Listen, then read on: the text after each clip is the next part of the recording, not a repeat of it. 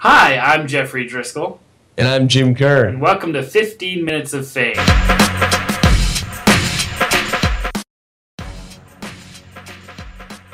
Well, Jim, in hockey news this week, the latest big suspension has been handed out. What did you think of the 5-game ban given to Chicago's Duncan Keith? Well, you know, it was. I think we all figured that they had to give something fairly significant. I mean, that was a bad hit. Yeah.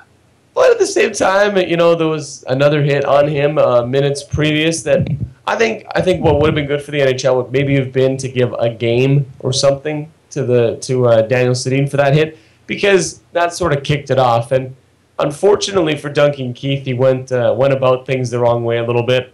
I think looking at him in the penalty box when he got his 2-minute, he's kind of playing with the tape on his stick, and in his head he's going, "Oh man, yeah, totally. I'm getting suspended." Yeah, and I'm gonna have to have my head on a swivel for the rest of the entire game here. Yeah.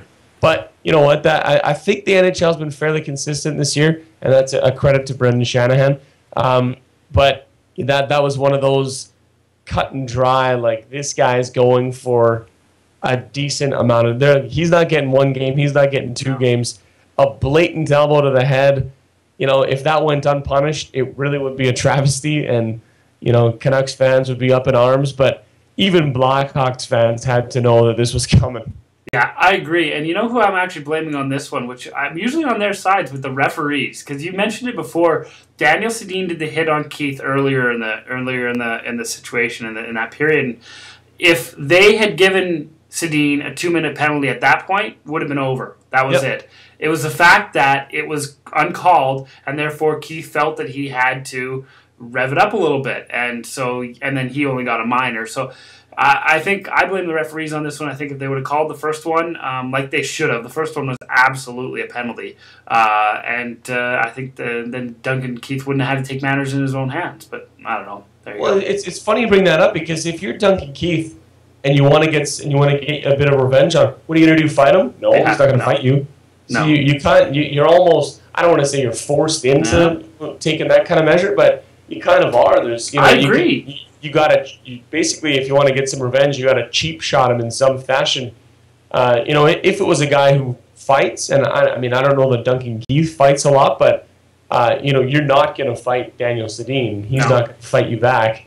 So you're right. I mean, if they call that, it sort of calms the situation. Yeah. As, now we have a power play. Maybe we'll score. Totally. Wow. No, but I agree. But if it goes uncalled, it's like, wow, come on. Now I know. The ref will be like, yeah.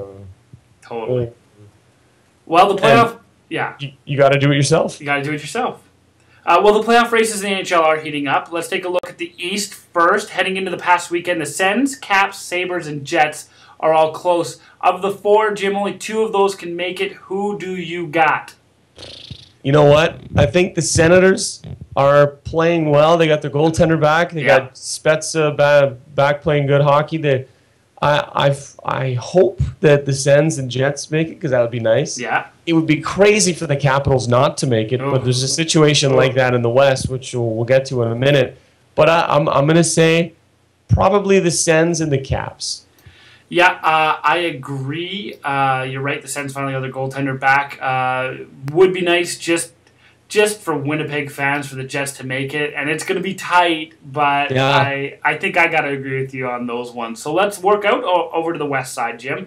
3 points separated 11th place Calgary from 7th place Phoenix after Friday's action. Yes.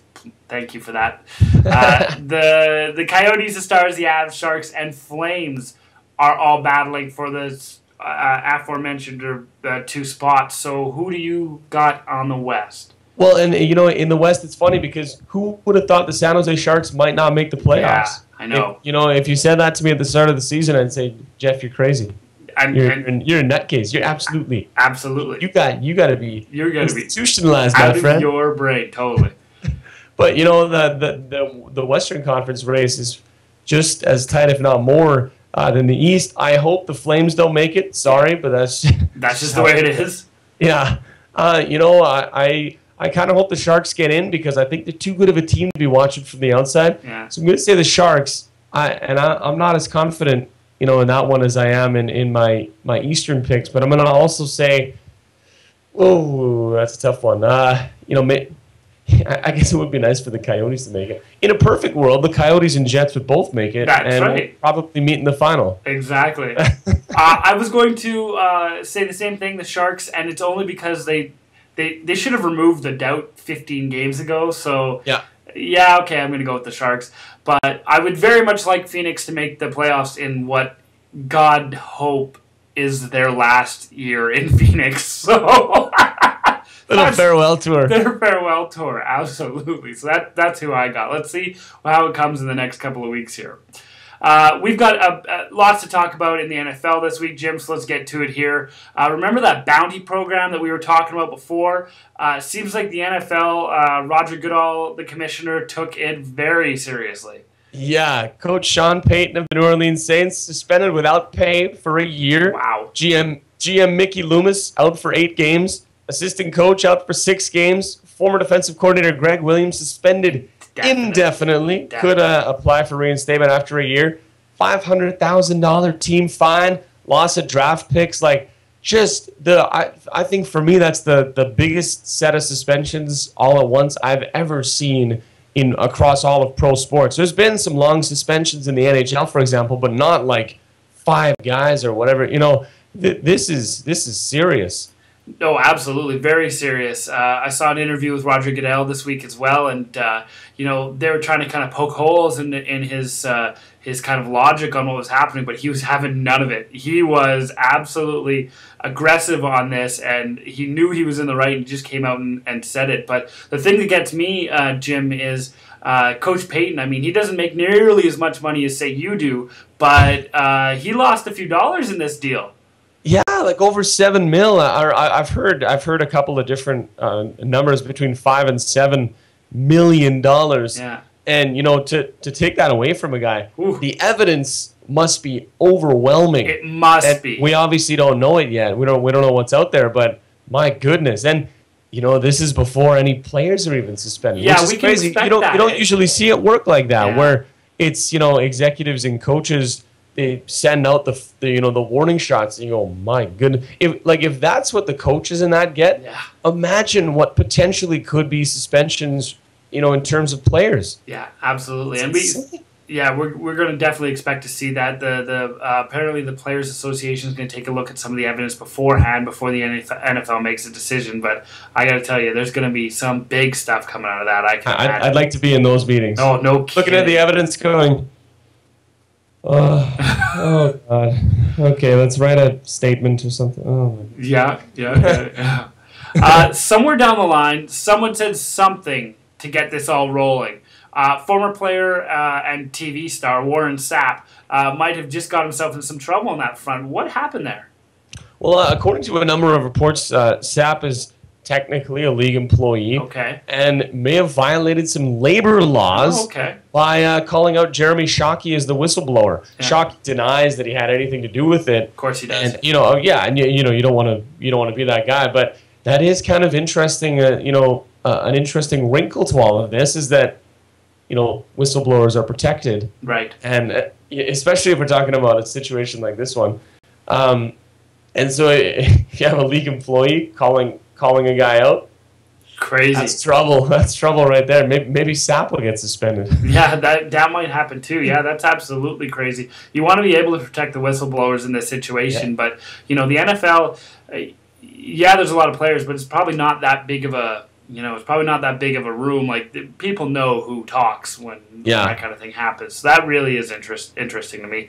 That's a lot of drama, Jim. But what about the other big story this week? Peyton Manning to Denver, and then Tim Tebow himself to go help the Jets in New York. What a week in the NFL. Yeah, you're telling me that. Peyton Manning and it's hard to picture. Oh, totally. But what's going to be interesting is they threw a lot of money at the guy. A lot of money. And a lot of years, too. Yeah, well, that's true, too, yeah. And they've seen him throw on a field, in the offseason. Yeah. But I think there's going to be a lot of wait and see for, how this is a guy that had 4 surgeries in less than a year, is a little bit older, and probably won't be the same player he was he'll probably still be pretty good. I mean, still is Peyton Manning. If he's if he's not so affected by the surgeries, he'll be a good player, and he'll maybe that makes Denver into a contender.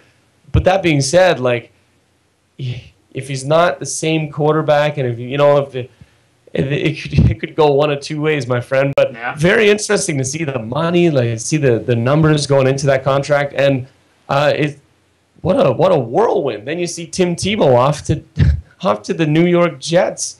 I guess he had a choice between Jacksonville and New York. Ended up in New York. Some players came out and were kind of Antonio Cromartie was saying, like, why are we getting another quarterback? We just re-upped our guy for 3 years. So, I'm sure that's stuff that'll get worked out in training camp and in off-season workouts and that. But it's an interesting dynamic because, Tim Tebow's now just gone from being a number one guy, and who knows if he would have started the season as the number one guy in Denver if not for Peyton Manning. But now he's a backup, and you got to wonder how they're going to use him. Is he going to split the games? They're expecting to use Mark Sanchez all season, I would imagine. Right. They just signed a big deal with big guaranteed money. So it'll be interesting. Yeah, it will be, absolutely. I can't see Tim Tebow being anything other than a backup, but hey, maybe he'll challenge Sanchez in training camp, like you said. Maybe. We'll see. But you got to think that, the money they threw at Sanchez, there's no way that he's not starting. Yeah, you can't sit him for that kind of money. No, I agree. Quickly, in UFC news, Jim, the organization announced a stop in Calgary this summer on July 21st, with stops in Toronto and Montreal again, planned for later in this year. Could Edmonton, the City of Champions, be next? Well, for me, you got to think so, because Edmonton's, put on a lot of events. It's fairly popular here. We're better than Calgary. All those things considered, right. You got to think that Edmonton's next on the list, and that will be really exciting. But it's good. It's good to see them, kind of dipping their toes in Alberta. I guess you would start with Edmonton Light first, right? Yeah. You don't want to go full Edmonton. No. But no, and UFC President Dana White says Canadian fans are the best. He calls Canada the mecca of the sport, kind of, and it's great. And it's only a matter of time, I would say, before it ends up here. Yeah, it is. It really is. Edmonton is a huge MMA stop. The training ground here, the Maximum Fighting Championship, which is kind of a minor leagues in the MMA, but it's one of the biggest organizations in Canada for MMA. It's only a matter of time until the UFC stops here, and it should be fun when it does. I think it's going to be a blast. So. Let's move on to the GABBYs now, Jim. Let's give a good to Kevin Love. He had 51 points and 14 rebounds. It was a 149-140 game in double OT, but it was a loss. 51 points and a loss for his Minnesota Timberwolves against OKC Thunder on Friday night. 3 guys combined for 136 points in this one. What a game. Fantastic. That's ridiculous. Oh, totally. 149-140. Crazy. That's one of the beautiful things about basketball, the multiple overtimes. Agreed. How about a good to Barcelona's Leo Messi, who at 24 is now the top scorer in Barca history after picking up a midweek hat-trick. He needed one, he got 3. Yeah. No big deal. That put him at 234 career goals, 48 in 40 games this season. The guy is a machine, and if you think he's only 24 years old, man, if he scores at even close to that pace for another 10 years, totally. Legend. Yeah, absolutely. Legend already at 24. Amazing. Speaking of soccer, we poked a little bit of fun at Fernando Torres recently. Well, he finally scored for Chelsea. In fact, he even scored twice in a 5-2 win. It ended the 26-game goal drought for Torres. About time. Torres, don't want to see you on our list ever again. Attaboy. Let's give a bat to some strange stuff happening between Ben Eager and the Oilers and the NHL and the NHLPA. And all of it. Yeah, apparently someone broke it's not someone, Eager broke an HD camera in the penalty box in Vancouver. Canucks called the Oilers. They docked his next check. The NHLPA has since filed a grievance. This is all from Pierre LeBrun. And here are the real questions, though, Jeff. Yeah. Number 1, why do you need an HD camera in the penalty box? Right. Number 2, if said HD camera is in said penalty box, why do shots of players in the box never look HD? No kidding. It always looks like a cell phone camera. It's always like shaking and stuff. And is that, I guess, third question, is that so they can see the green men better? I think that's the only reason why. Is there an HD camera in the home penalty box? Yeah, maybe. I don't know exactly. No, I agree. It's something else weird. That whole situation is weird, and the Oilers, I think, actually handled it poorly. But we'll see how it works out over here. This one could go either way, but we're going to call it a bad.